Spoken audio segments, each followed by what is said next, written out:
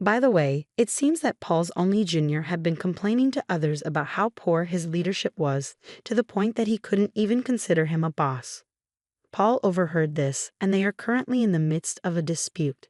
He should have known how important it is to take care of your own junior. As for me, I had been offered a position at our overseas headquarters.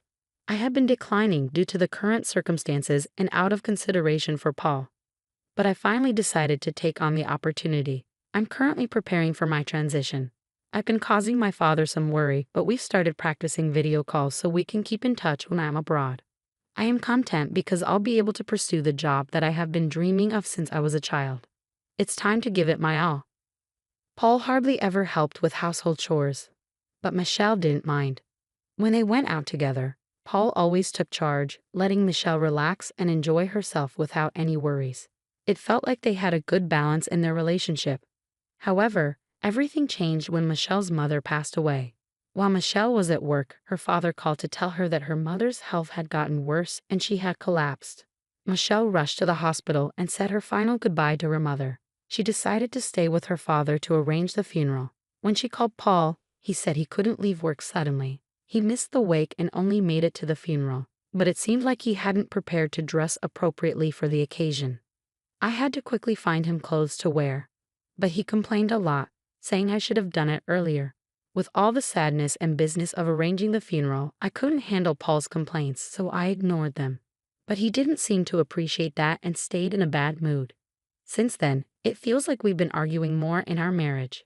It's normal to have disagreements after being married for 3 years, but lately, Paul has been picking fights aggressively. He's always telling me what to do and taking charge.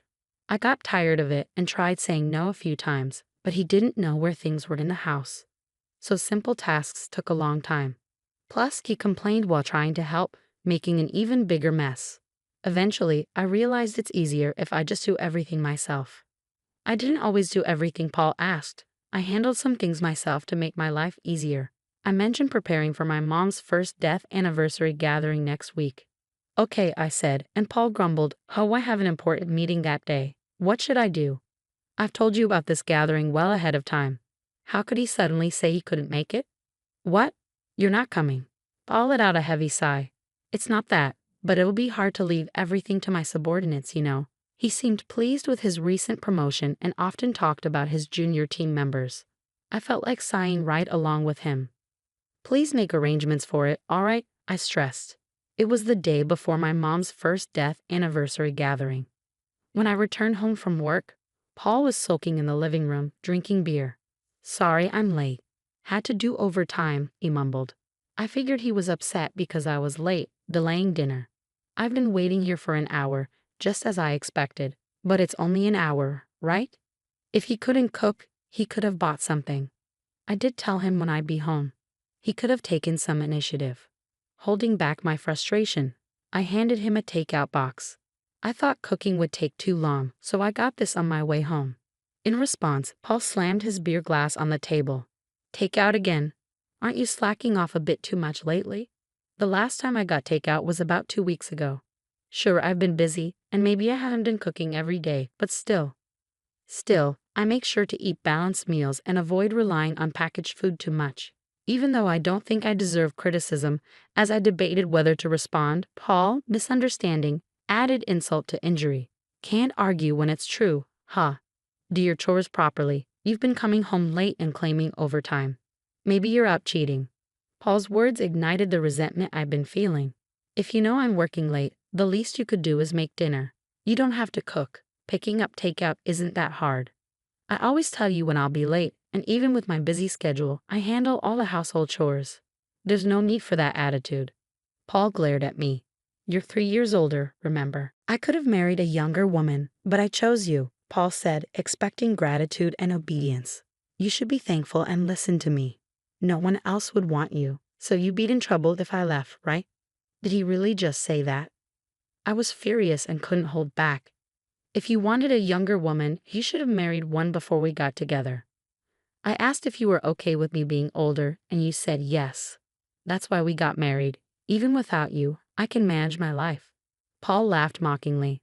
Fine, let's get a divorce. With that, he grabbed his beer and takeout and went to his room. We've argued before, but this was different. I was done with him. I decided to eat my takeout to calm down. Maybe he was just hungry and annoyed, I thought as I ate. But I couldn't shake the disbelief that this was happening the day before my mom's death anniversary. After a while, I called out to Paul from outside his room. We need to leave by 8 a.m. tomorrow, so I'll wake you up around 7. There was no response, but I felt he was awake. With that said, I went to bed. The next morning, when I woke up early, Paul was already gone. The bags I packed were still in the room. He hadn't left for the gathering without me. Where did he go? I called his phone, but he didn't pick up. He didn't respond to my texts either. With no other option, I left a voicemail and started getting ready to leave alone. I finally reached Paul while waiting for the train at the station. I have a meeting. Can't leave it to my juniors, was all he said before the call ended abruptly. I was overwhelmed with a mix of anger and resignation, feeling stunned and bewildered. Before I could dwell on it further, the train arrived, burdened with luggage meant for two. I boarded alone. Upon reaching my father's house, he asked anxiously, "Where's Paul?" Seeing my father's sadness since my mother's passing, I didn't want to add to his worries. Taking a deep breath, I forced a smile and replied, "Sorry, he got called into an important meeting." He was supposed to come, but with his recent promotion, it sounded crucial, so I encouraged him to prioritize it. My father nodded in understanding. "I understand. He's working hard. It's disappointing not to see him, but your mother would understand. Let him know he's always welcome here." His words stung a bit, but I maintained my smile throughout the day. With no word from Paul and the night growing late, I didn't reach out to him either.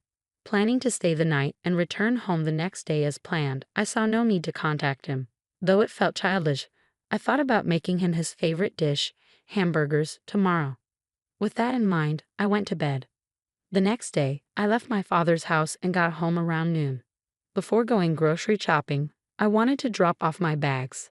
As I entered the living room, I saw Paul had left dirty laundry lying around, as usual. I sighed, thinking he still hadn't learned how to use the washing machine, and tossed his laundry in with mine. Taking a break and returning to the living room, I noticed something on the table. As I got closer, I couldn't believe what I saw: divorce papers already signed by him. Why? I stared at the papers in disbelief.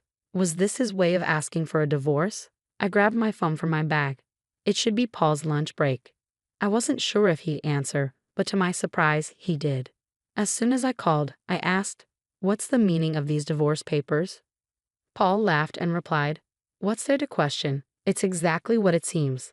I don't want an older wife who won't handle household chores. That's why I want a divorce. If we split, I can find a younger wife. After all, a wife is like a status symbol, right? I can't boast about you because you're older. It's tough when my team asks about you, and avoiding the topic isn't easy." I was speechless, unable to respond. "If you want to avoid a divorce, start doing your chores properly. I'll be home as usual today, so make sure to get some beer, all right?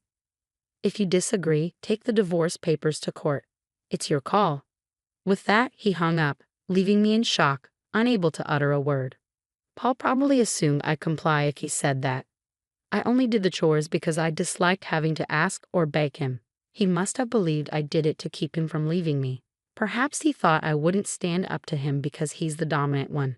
Being married to a younger husband might seem glamorous to some, but in reality, there's nothing remarkable about it. I often emphasized his youth, but in truth, he's average in looks, personality, and income. There's nothing particularly special about him. Labeling him as younger was simply convenient. When we married, I worried about the age gap, but now that we're both in our 30s and he's just 3 years younger, it doesn't seem significant. If there were a larger age difference between us, perhaps I feel differently. It's disheartening to constantly be labeled as the older wife when we're practically the same age. Determined to take action, I grabbed my bag and headed straight to the family court. Submitting the divorce papers brought a sense of relief, signaling the end of our relationship. I realized I could live without Paul. With newfound freedom, I felt lighter and decided to request a few days of paid leave from my boss. Luckily, work had just slowed down, and he granted me a week off. Now divorced, I needed to organize my belongings. With minimal possessions, cleaning up was a breeze.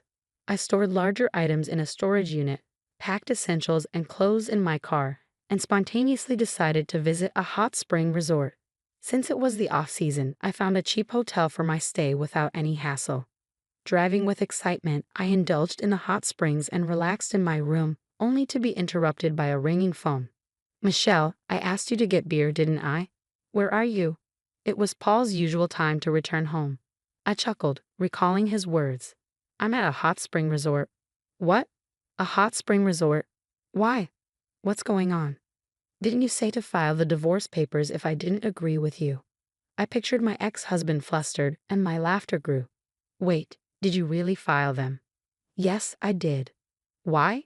"It was your suggestion, Paul." "Have you forgotten what you said earlier?" His tone became perturbed. "Wait, are you joking? When you say hot spring resort, do you mean some nearby spa?" "If so, I'll get dinner, so come home soon." I couldn't help but laugh at the sudden, seemingly caring tone as he claimed to be a considerate husband. It took about an hour and a half of driving. There's even an outdoor natural hot spring. It's so relaxing. I hope it doesn't rain tomorrow. Since you're going to get your own dinner, I've already packed my things so you won't have to worry about me coming back. Take care of yourself. Paul begged me to return, but I had no intention of going back. You're the one who initiated the divorce. Have you forgotten? It was obvious you were using divorce as a threat to control me. I told you, I can manage without you. Now that you've divorced your older wife, go find a younger one. Whether you can or not, I don't know." Paul fell silent. "It's none of my business, but you should consider moving out of that apartment too." Finally, Paul spoke again. "Why should I?" His voice was barely audible. "Think about your income. You'll go broke soon if you keep living there. You can't clean, do laundry, or cook. You'll need housekeeping and dining out, right? That costs money. It would be a problem if most of your salary went into rent. You thought you were the provider, but my salary is nearly double yours. You never provided for me. If anything, it was the other way around. Also, you were overconfident just because of one junior. But did you know I have multiple juniors under me and even more under them?" I don't usually talk about work because Paul gets moody, but I outrank him in both position and salary. You'd think he'd notice after living together, but it seemed like he was fine finding out now. Perhaps Paul, being dominant and proud, kept his ego intact by looking down on me. Now that he can't, he must feel defeated. I've shattered his pride as payback for all these years. The reason I handled household chores without complaining, despite your domineering behavior, was partly because you were younger and I cut you some slack, and partly because it was too much hassle to ask you for anything. It's not like I needed you to stay with me. I was just taking care of your needs along with mine. So when you said, do the chores or we divorce, of course I chose divorce. We're strangers now. Goodbye then. I said what I needed to and hung up. Feeling refreshed, I savored the hotel's food afterward.